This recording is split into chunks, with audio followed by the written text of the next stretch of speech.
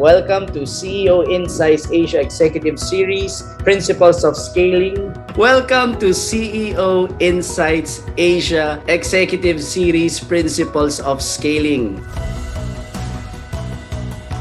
Is the strongest enterprise are those that constantly evolve. It's no longer the game of how big you are, but now the game is how big your ecosystem is. Now, but I think this really speaks volume why we're attracted to hang out with one another. Like for example, in CEO Insights Asia, I really like spending time there because I'm surrounded with like-minded people. So,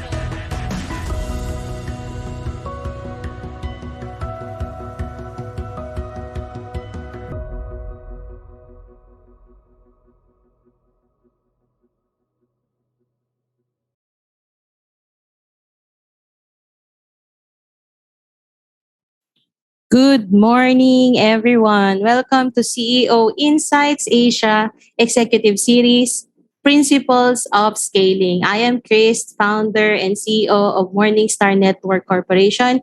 And today is the start of our season 4 for this year. No? Today's topic is Beyond the Walls, where the key objective is to install one principle where we will learn how to be leaders as stewards of careers and families. Okay?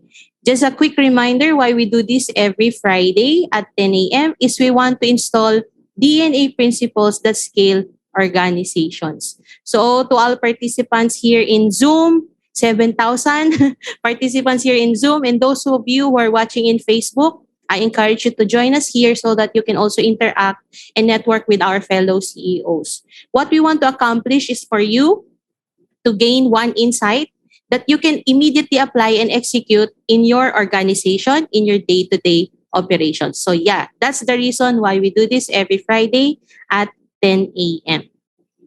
So the theme for this month is leadership, and the focus is being a multiplier. Ayan. Here, just a quick overview of the topics that we will be tackling this month. On week 1, we're going to be talking about Beyond the Walls. Week 2, it's Beyond Luck. Week 3 is Beyond Talent. Week 4, Beyond the Myth. And even we have a week 5 for this season. We're going to talk about Beyond Entrepreneurship. So a few announcements before we start. Circle meetings are happening every Tuesdays at 11 a.m. where we have intensive CEOs leadership training and we share business practices and insights. So here, it's very happy. We're very happy to announce about a new circle being birthed, led by the couple of Comizen. Here, they're gonna start guiding CEOs and facilitating circle meeting between couple entrepreneurs. So if you're a couple entrepreneur leading your organization, this is the right fit for you to join. So we also have our other circle multipliers. There you can choose any of the circle multiplier that you want to join in. If you want to be part of this circle, please sign up to the link. May sasend si Carol na link sa chat box. Please sign up and be part of our circle. Ayan. So that's it for the announcement. This time, we're going to talk about Beyond the Walls. I want to introduce to you the Executive Advisory of CEO Insights Asia, where he really helps a lot of CEOs scale their business. So I want to introduce Sir Fa. Take it away. All right. Good morning. Thank you, Chris. CEO, founder, CEO, matinding CEO natin ito, M-StarNet Corporation, together with other venture partners. Welcome to CEO Insights Asia Executive Series. So for those who do not know me, Nax, mag-introduce na ako. May mga bisita tayo. Right? My name is Florentino A. Hernando. I'm one of the founders and the executive advisor of CEO Insights Asia. Doon sa ating 11,000 participants here and those who are watching sa Facebook, we encourage you to join us here para may engagement tayo, may interaction tayo. Alright, so brand new series to. Very excited. May theme tayo. The theme for this month is about leadership. Yan, and alam niyo naman ako, I am not an expert in leadership, but I am an expert in being a student of leadership. Great or not, gustong-gusto natin itong topic na to. So, there. Agenda. Ano ba ang mga pag-uusapan natin in the coming hours? We'll do a conversation starter. We love to have an engagement with the participants who's with us today. So, uunahin ko na si Jap, ang aking bagong kaibigan. Tatanungin ko siya mamaya. Then, we'll do a very quick study or a very quick story of Greek mythology. Ayan, nung ginagawa ko nga tong deck na to, naalala ko ang ating kaibigang oso na si Sir Errol na hopefully nanonood ngayon. Alagang Romano talaga ang mga statue ng mga Greek at Romans. Ayan. We'll talk about misleading truths. Okay? Now, these are not fake news. These are truths. Kaya lang, if not properly discussed, it might lead to something that is not meant to be. So we'll talk about that in a few. And then we'll do a proposed perspective or talk about a proposed perspective on leadership. And then we'll get practical. Ayan. So sa 12,000 participants natin dito, ready na ba kayo? Please type, ready na ako. If you are excited for our topic for today to create some engagement. Ayan. Ready na me, sabi ni Sarah. Okay, sige. So, conversation starter muna tayo. What comes to your mind? So, I'll be talking to Jap. Siguro kuha tayo mga isa or dalawa, no?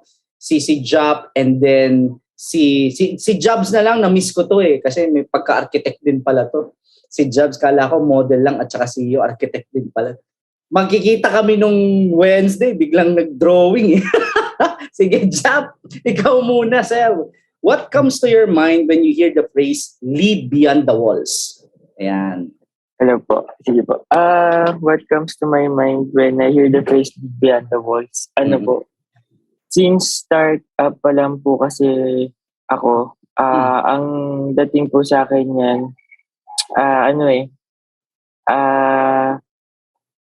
ako po kasi talagang I lack experience. Pero nung una din nahihiya akong sumali dito sa CEO Insights. Pero naano ko na dapat hindi, sir, kasi I really need to lead a lot of people. Lalo na nitong kailan lang, nag-start ako mag-hire ng madami talaga. And naano ko yung kailangan kong bitbitin sa shoulder ko kasi ayoko mag-fail. Ayoko silang i-fail. Kaya I really need to step up din yung since ako hindi pa din po masyadong experience sa mga ganito, kailangan ko talaga umalis sa aking comfort zone. Yeah. Alright. Okay. Thank you, Jap. Okay. Thank you po. Maraming salamat. Mamaya mag-uusap kami niyan ni Jap. Sige. Yung ating sponsor for today's Starbucks, Jobs, CEO of Star Asia Minimart. Sir, floor is yours. Hello, sir. Good morning. Kamusta? Okay lang. Di na tuloy layo Pero andito lang yung Starbucks anytime. Go, sir. Floor is yours. Ano ba yan? Lead beyond the walls. Ito siguro, sir, sa akin, lang, yung mga bagay na kasi siguro beyond or behind the walls, yung mga bagay na hindi ko nakikita. So, joining the CEOInsight, siguro, yung mga bagay na hindi ko nakikita before, nakita ko na. Yun lang, sir. Alright. Maraming salamat. Sige. So, before we proceed, shout out muna sa ating mga kaibigan from Naga. Yan, Pamitisan Enterprise. Mamaya mag-uusap din kami yan. So, they're here. Sila Ana, sorry, hindi ko yung mga members natin, but they are, I believe, students, entrepreneurship students, and they have a firm already, and they're selling shoes. Yan. So mga kaibigan natin yan from Naga. All right. So leading beyond the walls. What do we mean by that? The meaning behind the phrase is that our leadership is not limited by the four walls of our office building. Yun yung gusto nating i-home in dito, no? That's a perspective or a thinking that is often unspoken. Hindi ito na pag-uusapan. But truly, the truth is, mga actions at mga decisions na ginagawa natin sa opisina, the impact or the effect of it, hindi ito nakakahon sa apat na sulok ng ating mga kumpanya. It goes beyond the four walls of our offices and our buildings. The decisions that we make, the actions that we do, yung impact nito ay hindi lamang yung mga taong nakakausap natin araw-araw, but it goes beyond that. Hindi lang yung mga kasama natin sa trabaho, kung hindi it goes beyond, they bring it to their families, they bring it to the people they interact with. So that's the kind of perspective na gusto nating i-instill sa atin. Hindi to kadalasan na pag-uusapan. You know, we think na basta ako magtatrabaho lang ako. That's not entirely true. As CEOs, as business owners, as leaders, the decisions that we make affect beyond the immediate vicinity of our leadership. You know, what do you call this? The immediate vicinity of our the leadership na meron tayo. Okay? So, speaking of perspective, I love this next case study. No, I was thinking, ano ba to? Case study ba to? But it's not. It's really more of a storytelling, a very quick Greek mythology, and then we'll make it into a present day conversation. So, Greek mythology. Shout out Sir Errol, Alagang Romano. So, in Greek mythology, there's a guy by the name of Pygmalion. Okay, and his story is si Pygmalion is a sculptor. He creates statues. And one time, according to Greek mythology, he went to the market, and while he was going to the market, there were some female prostitutes, no, na nandun sa palengke, and they were enticing him to avail their services. So parang, come on, have some happy time with us, and so on. And Pygmalion was disgusted with that gesture. Kasi for him, para sa kanya, women and that kind of thing that they do is supposed to be sacred. So na-turn off si Pygmalion doon, and he went home frustrated. Sabi niya, hindi dapat ganon ang mga babae. So he started crafting a statue.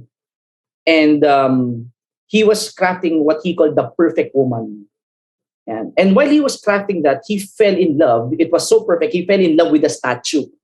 Not the statue, but the idea of the perfect woman, to the point na nilalagyan niya ng flowers na kwintas yan, pinapabanguhan, nilalagay niya sa kama. Yan, kasama niyang matulog yan. So, Greek mythology, si Venus, god of love and fertility, saw the dedication of Pygmalion and decided to grant his desires. So, Pygmalion ended up waking up with an actual woman. Ginawang babae yung statue na yon. And they fell in love, they got married, at nagkaroon sila. Ang pangalan ng babae na to si Galatea. And they gave birth to a person by the name of Adonis. So alam naman natin, di ba, pag sabi, uy, mala Adonis yan. Di ba, mga Errol Ginto ang datingan yan. Yan, mga jobs. So there. So that's the Greek mythology. Now, fast forward tayo, present day. Well, so far so good. Medyo na-miss ko kayo, ha? Ayan. Please type all good with me if you are still engaged with our conversation. Ayan. Para naman may konting interaction tayo. Nakikita ko lang si Ma'am Chris, si Jobs. Medyo naka-off yung cam. Hindi ko makita kung ano yung pagiging magandang lalaki ni Jobs. Okay. Fast forward tayo. Present day naman. So sa present day, si Dr. Robert Rosenthal. He did a study in a school. They gave out experiments, and they discovered that dito sa school na to, sa classroom ng mga teachers, they are what you call academic achievers in plain sight. Mga genius kids doon sa classroom na yon. They were surprised with the results of the test. So they decided to call the teachers. And then sinabi sa kanila na, okay, did you know that you have genius kids in your classroom? They're hiding in plain sight.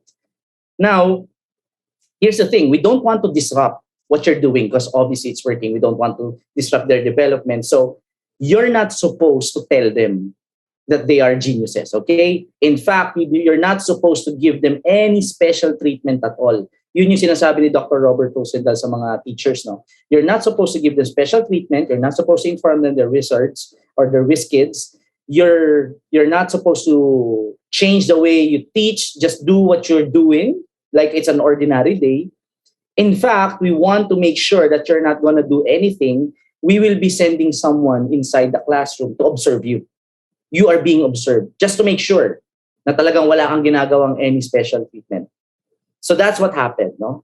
So after the school year ends, they did the test, and unsurprisingly, the results were phenomenal. The whiz kids, the genius kids, displayed exceptional outcome in the test na kinuha nila or that they took. Now, that's unsurprising.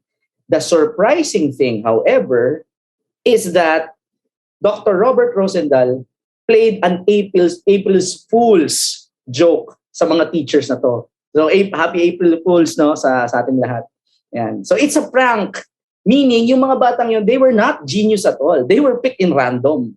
You know, when Dr. Robert Rosendahl gave them the list, ito yung mga listahan ng mga genius kids sa inyo. That's not true. They pick it in random. So what they discovered, and they wrote it in this book entitled Pygmalion in the Classroom, Teacher Expectation and Pupils' Intellectual Development. Here's what they discovered, and this is what I want you to take home. No? That unspoken expectation objectively affects performance. Keyword is objectively. Okay? Ibig sabihin pala, kahit hindi natin sinasabi ang ating mga expectation, it objectively affects performance. Yan. Please type objective para malinaw tayo na you are still with me. Sa ating 13 million, kanina 13,000 yan, 13 million na yan. So unspoken expectation objectively affects performance. Okay? So how does that work? What's the science behind this? Okay. Ito, so to give you an image you can carry in your head, let me show a photo. So our perspective, the way we see things, it dictates how we behave, how we treat others.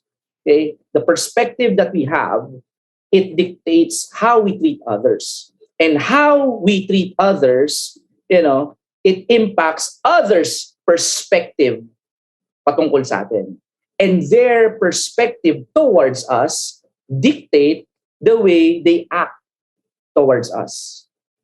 And how they act towards us actually reinforce what our perspective is about them. So the Pygmalion Effect is also known as the self-fulfilling prophecy. Diba? So, the perspective, ito yung mga instances na sabihin natin, alam mo, itong taon to. That's why we need to be very careful not to judge someone. Kasi once we make a judgment on a person, particularly on a negative judgment on a person, we tend to see things that reinforces that, and we're blind with the other things that are contrary to our expectations.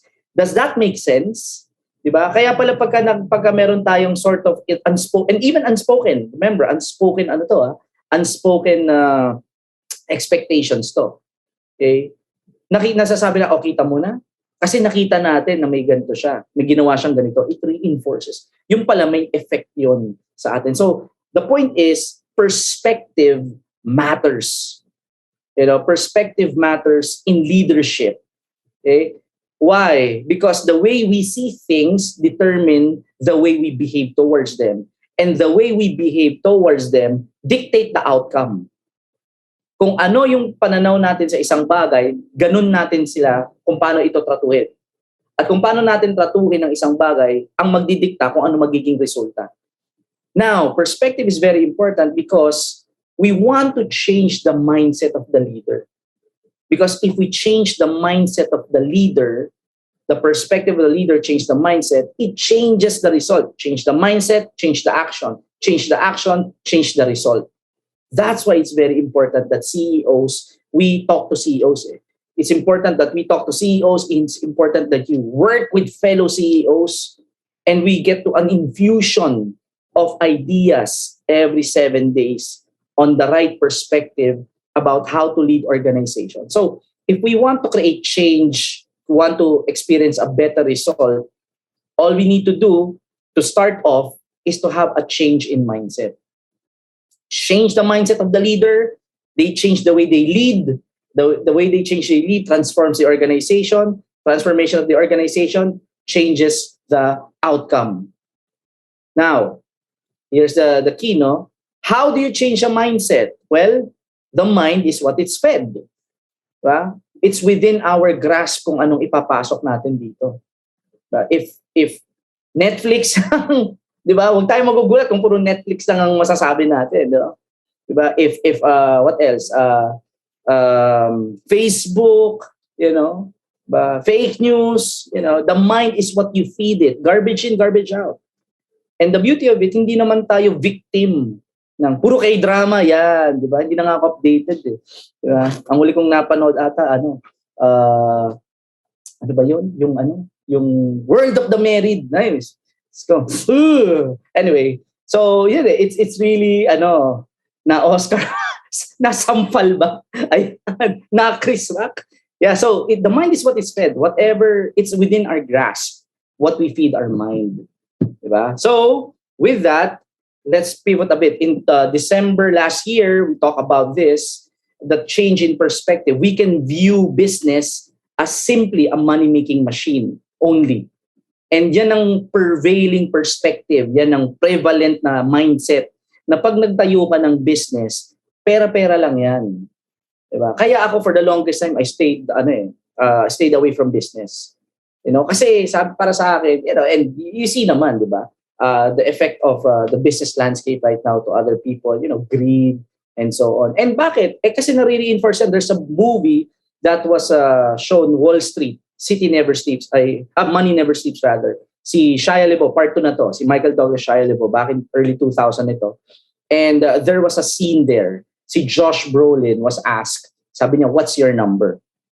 Okay? What's your number? And then tinanong siya ni Shia LaBeouf. Sabi niya, what's your number? Tapos sabi ni Josh Brolin is, the salary is this, but the benefits ito, the perks, and so on. Sabi ni Shia LaBeouf, no. What's your number? Okay. Because in my experience, everybody has a number. And that number is the amount of money they need to have in order for them to walk away. So what's your number? Hulaan niyo kung anong sagot ni Josh Brolin. What's the number? Type nyo dyan, chat nyo. What's his number? Yeah. What's his number? Ito ang number niya. More. What's your number? More. Imagine that kind of perspective. Imagine that kind of mindset. Ano kaya ang magiging behavior niya? Diba? Magugulat ba tayo kung sirain niya na ang buhay ng ibang mga tao dahil lang sa pagkuha niya ng pera, in the pursuit of money? Diba? We won't be surprised because that's his mindset. And that's the things that reinforce the perspective of CEOs. That's why we hear CEO scandals. We hear corporate greed. It's because those are the things. Now, that is something, diba? Back in December, we talk about that. You can view business as a money-making machine only, or you can view it as the best charity, as taught by BK Rivera na nasa Bohol ngayon. Kasama ang Mancom niya at nagsa-celebrate sila. Sana all, di ba? So, yon. So, si BK yung nagturo sa akin ito. Sabi niya, if you want to, he shared this, alam mo sir, sabi sa akin, sabi niya gano'n. If you, may nagsabi sa akin na, if you want to build a charity, business is the best charity. Bakit? Kasi for 4 things. Number 1, businesses create livelihoods for family. Diba? We are giving the people that we employ, we give them an opportunity to put food on the table for their families. That's 1. Second, they provide livelihood for the community. So dito, recently, October 15, nag-open ng SM Daet. Diba? So that's a mall. And imagine how many jobs they created. Kasi saan ba kukuha to ng mga staff ng SM? Kundi sa immediate community. Binubuhay ng isang business ang community. And it generates taxes. Again, government don't make money. It's the businesses that make money. Right? So assuming na it's not, I have no issue paying taxes. Walang problema yun. Diba? Basta nakikita ko lang kung saan napupunta yung tax ko ng maayos, hindi nako-corrupt. Diba? And assuming na hindi corrupted o hindi corrupt yung mayor ng municipality na yon, they can use that money or taxes to invest in developing the municipality. And when they improve the municipality, more businesses will emerge or more investors will, maganda ron, mag-invest tayo, magtayo tayo ng business to kasi maganda yung community. So it's a flywheel, di ba? Kaya very powerful ang business. Or in other words, di ba? Business is the best charity. Si Coach RD na nasa training din ngayon, Team Replay siya. Kasama sila Comizen, sila Tina at saka sila Eman. business as an economic mover, an economic engine of nations. Government don't make money. It's the businesses who do. So if we want to have a strong and vibrant nation financially, we need to have a strong and vibrant business ecosystem. So far so good. Yes, sa 1300 ko. Salamat sa tatlong sumasagot. 4. Ayan. Please type so good if you are learning something new. Ayan. Sige. So now from the business, thank you Ana Marian. Thank you Ses. Ayan. Pivot tayo from business to leadership. Same thing. We need to have some perspective about leadership. Now, I'll be talking about some misleading truths. This is not all. This is not an exhaustive list. It's just a few that I discovered somehow cripples leaders. And again, this is not fake news. Okay? These are truths. Kaya lang, because they are not defined well, it often tends to become something that they're not supposed to. They are misled. Okay? So ano-ano yung mga truths na yun? I'll just share 3. Okay? So number 1, leadership is ownership. Uy, maganda to, di ba?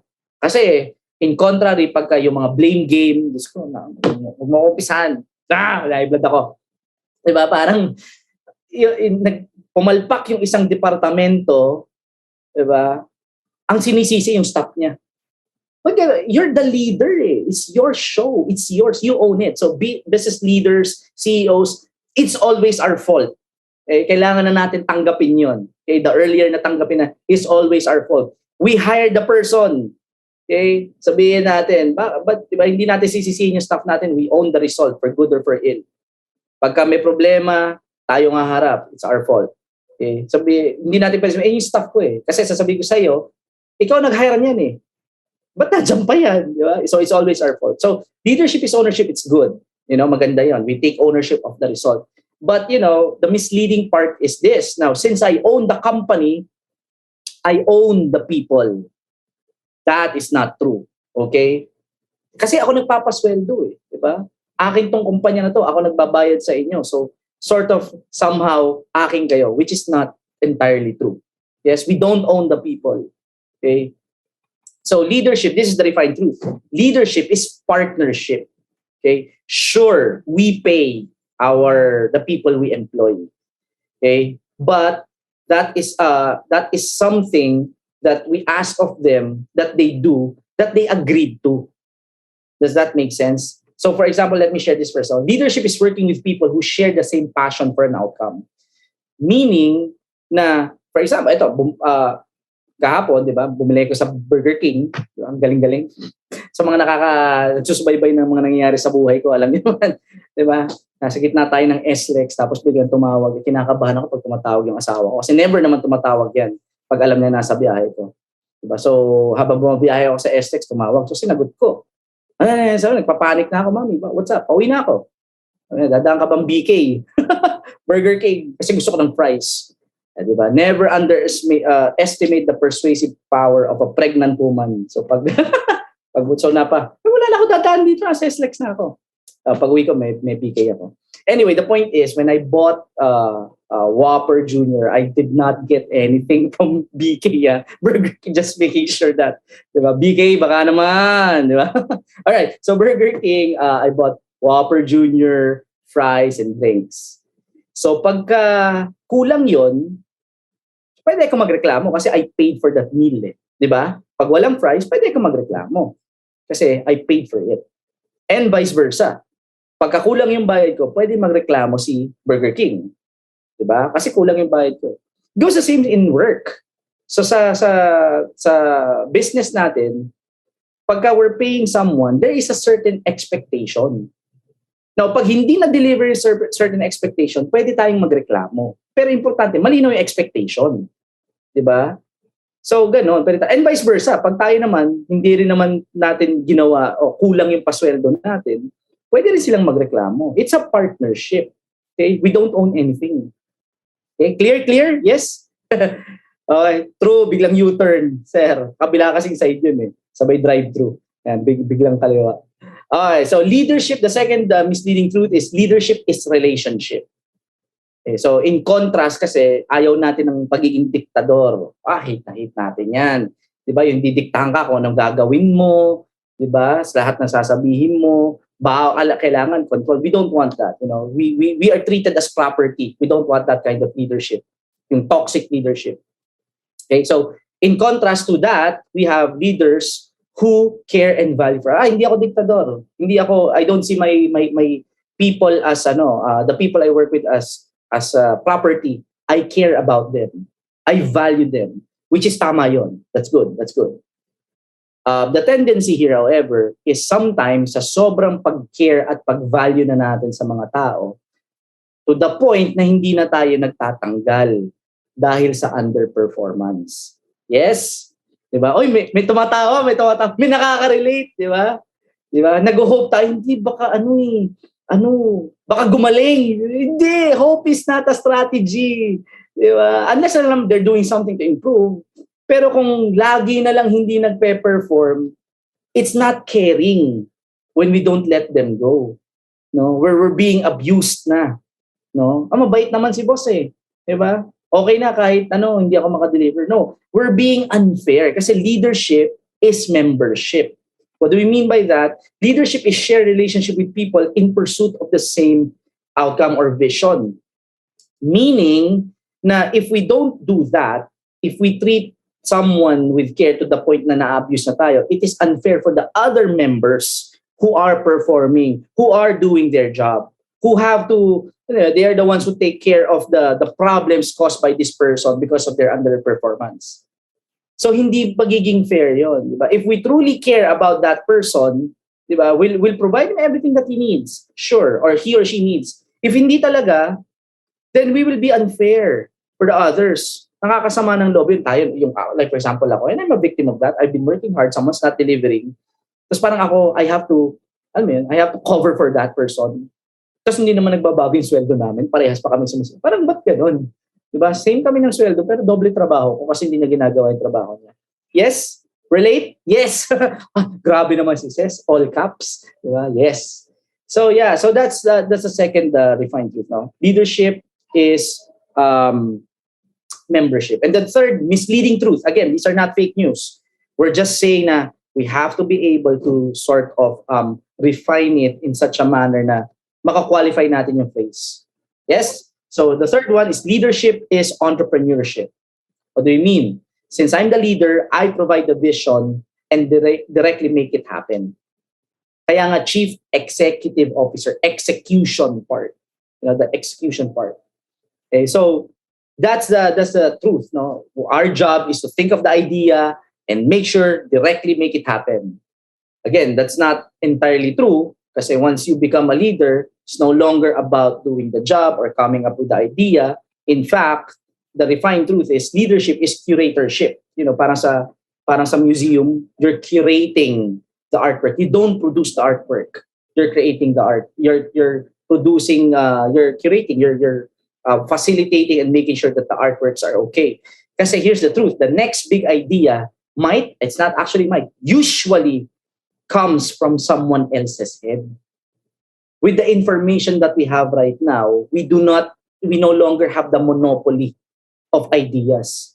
Nung mga panahon na ang mga magagaling na leader they're the ones who's most educated because back then education is expensive. Until now naman.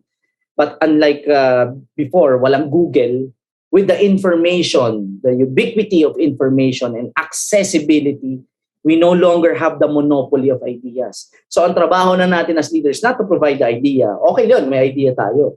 Pero largely, mas magagaling yung mga taong nakakatrabaho natin. Tama ba? Yes, that's the truth. The first one, here's the first truth. There are a lot of people who are better than us. That's a fact, The second truth is, most of the people who are better than us report to us. Usually report to us. So may choice tayo. Do we fight them? Diba? Within our insecurity, magaling to. Hindi ko bibigyan ng opportunity.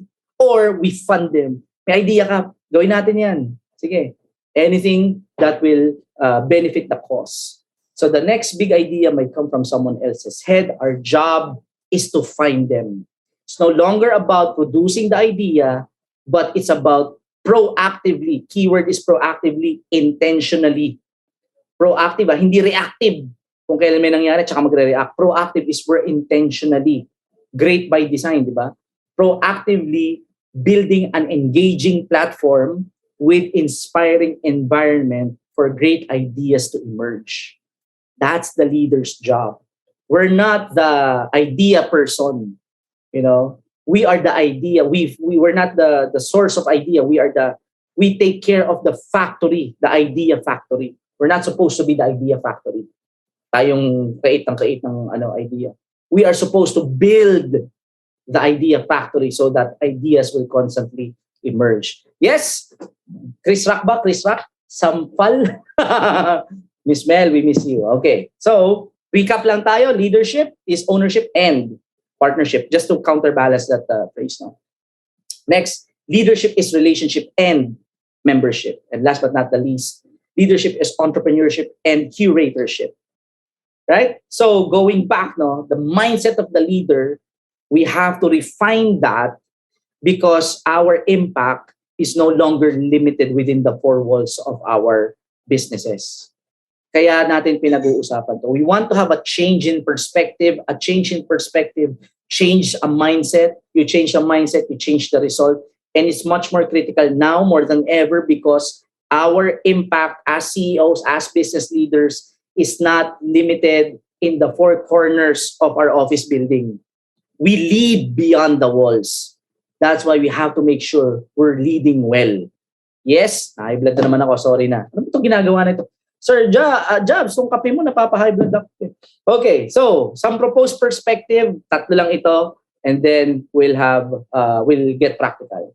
So, proposed perspective, now that we are leading beyond the walls, naintindihan na natin na lahat pala ng ginagawa ko rito, hindi lang limitado sa apat na sulok ng ng kwarto na to. Okay? How do I do now? What do I do now? Okay? Ito yung mga perspective. Number one, leadership is an entrustment. Okay? We need to put that in our mind.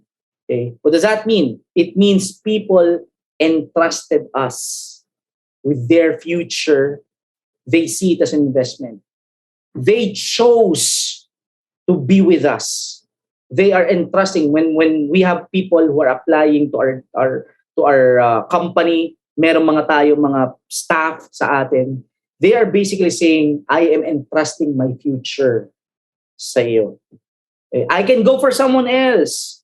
Yes, he's saying, I'm trusting the degree that I have, the experience that I have, the time, my most irreplaceable resource, which is time, money. I can earn that anytime.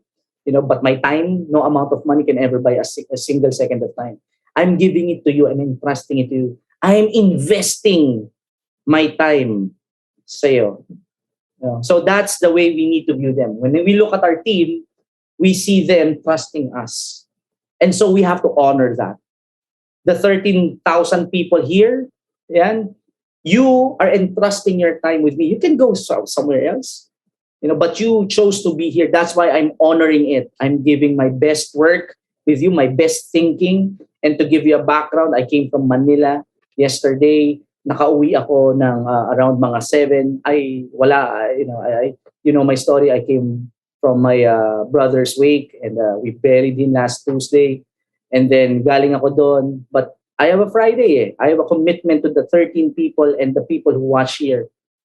So what I did, I woke up, nagising pa si Keril, no, natutulog ka ba, Keril? So magkausap kami ni Keril alas 2.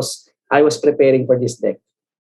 Because I want to give my best work, because I want to honor you, your time that you give to us. And goes the same with the people who work with us. They are giving their time sa atin. We ought to honor that. They see it as an investment. Second, since nabanggit na yun, since they see they are entrusting it with us, their time, their energy, we should see leadership as an investment. Meaning, people invested in us, they deserve a return on their investment.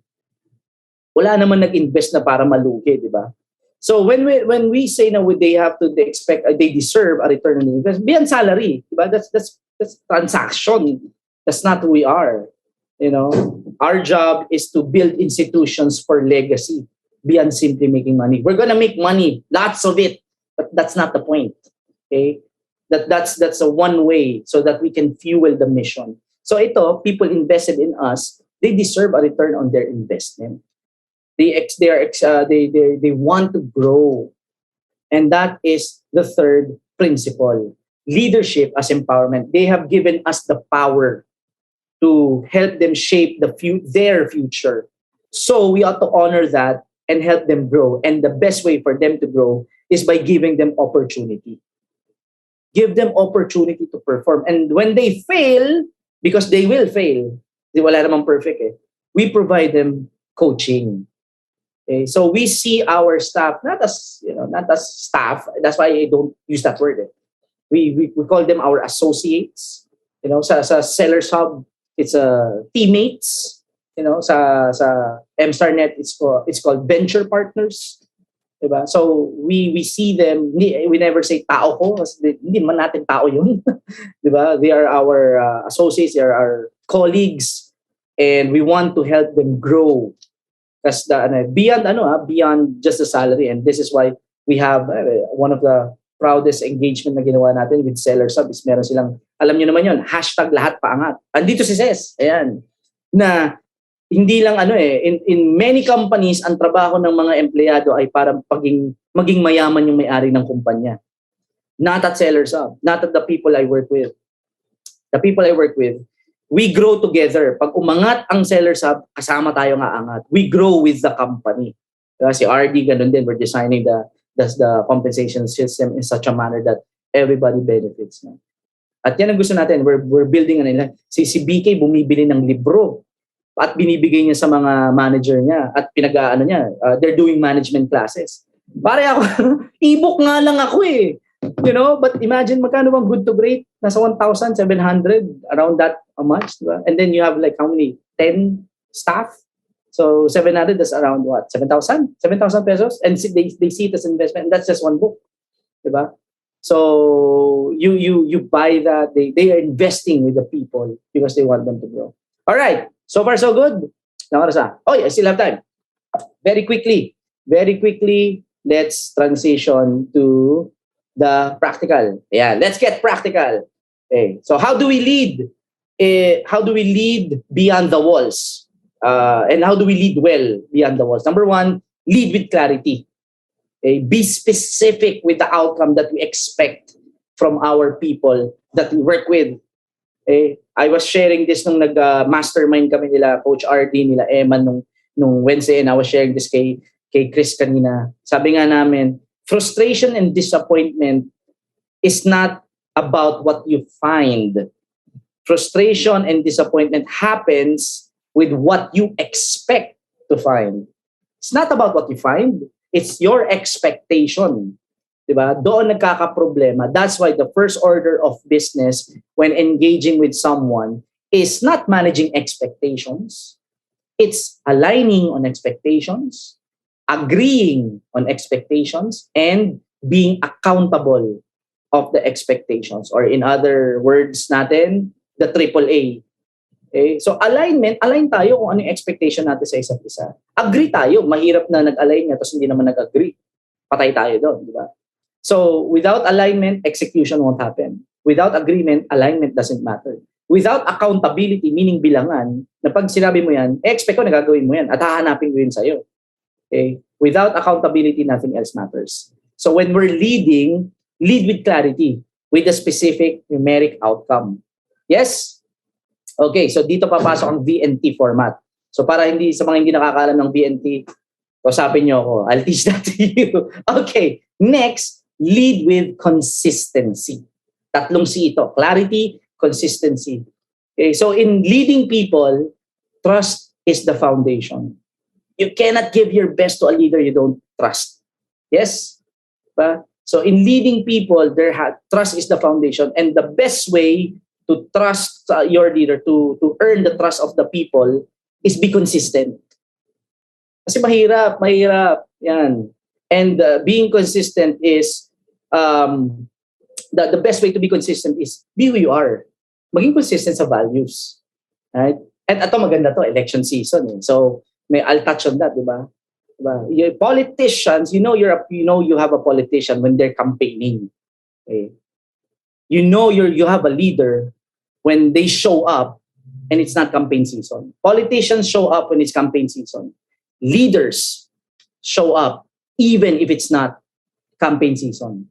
Consistency. Tapos may resibo. Ay, patay tayo doon, di ba? Ang ganda. Ayun. So, that's the idea. It's easy to be consistent when it's true to who you are. And when you're consistent, people trust us. Yeah, so that's the key. Okay? Showcase the core values. What's your core values as leaders? Lead from, let's not be someone we're not. Diba? Let's not try to be someone we're not. There's only one Fa, and you don't want to be me. and that's okay. Diba? There's only one Chris. There's only one Jason De La Rosa. There's only one Steve C. There's only one Steve Benitez. That's okay. Be who you are. Sabi nga ni Ray Dalio sa Principles, that's the best way to work in a company is yung consistent with your values, which is the third one. Lead with community. Shape the culture of the organization you're in.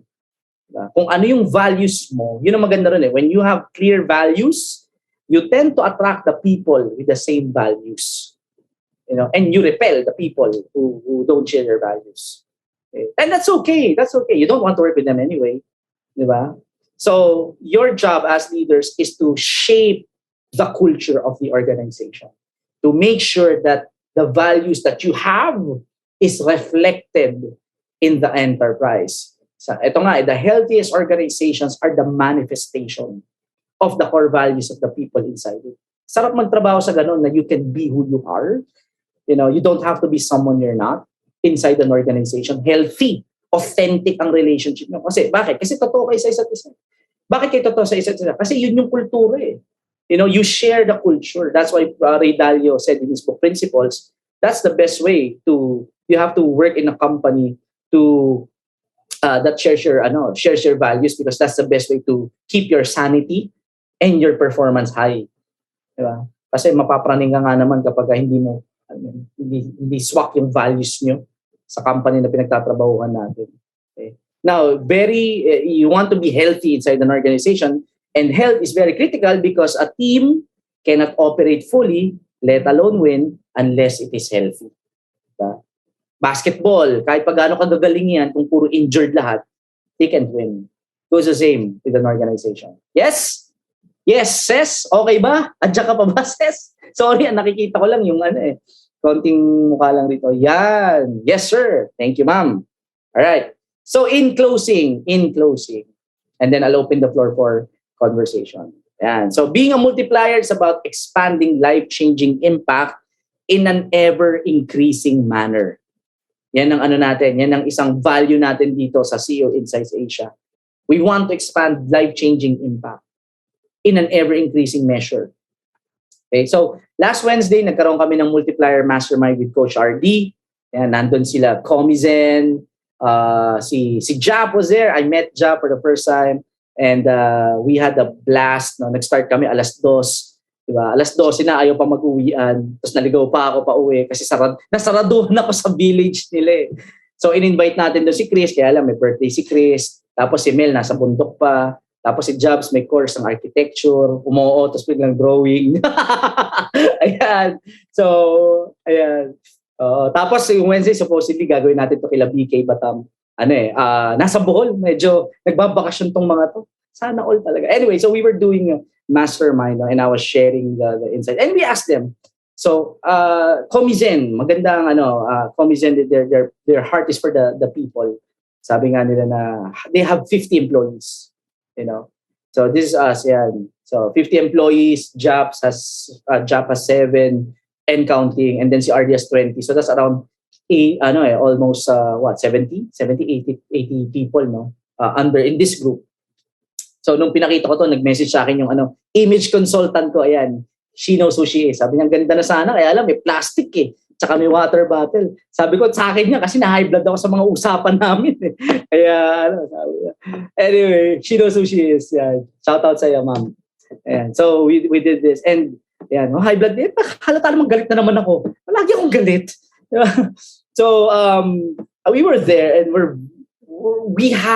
I was sharing this, no? We have around 80 people under our care.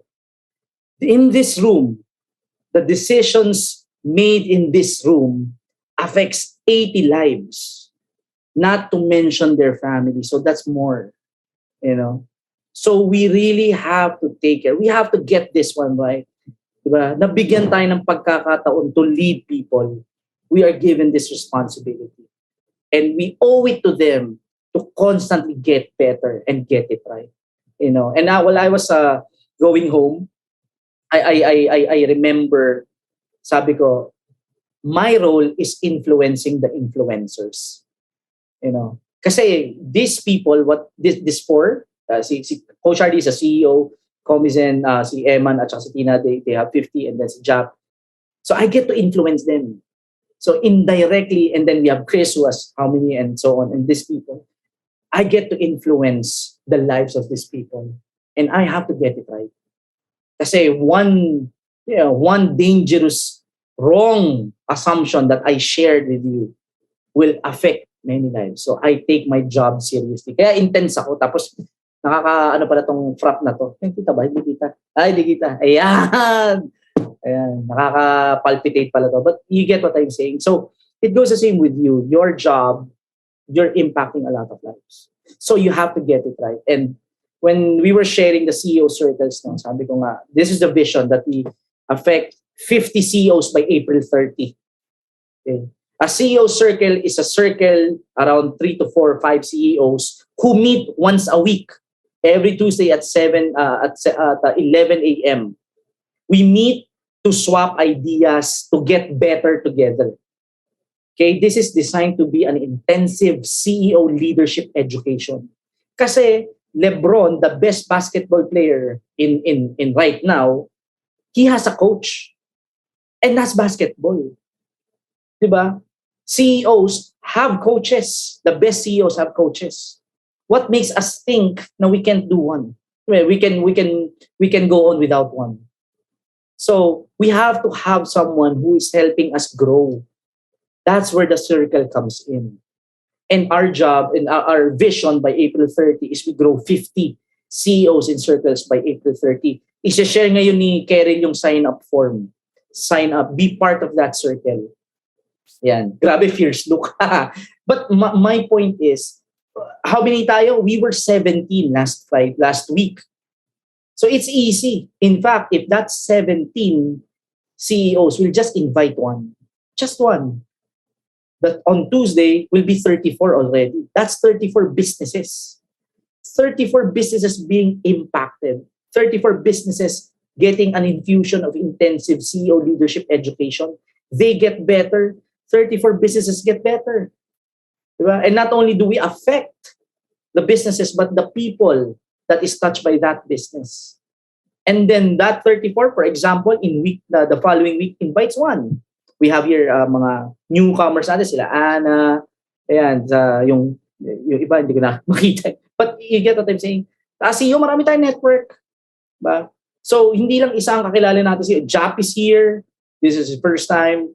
So, you get to impact other people's lives. You get to lead beyond the walls of M-Star Netcorp, Star Asia Minimart. You get to lead beyond that. And this is the image I want you to take home. No? Ito, gusto natin, you get an infusion of world-class business principle. You get an idea of world-class business practices, and then you get to rub shoulders with world-class business people in that circle. You get those ideas once a week, 1 hour. You bring it to your companies, and that's how we get better together. And that's how we change the world. So, with that, in closing, ito ang closing quote ko, and then I'll open the floor for Jobs to pick the next one to share the key insight. Here's my key take home for you, key quote that I want to take home. With access to information at our fingertips, we leaders have no excuse not to get better.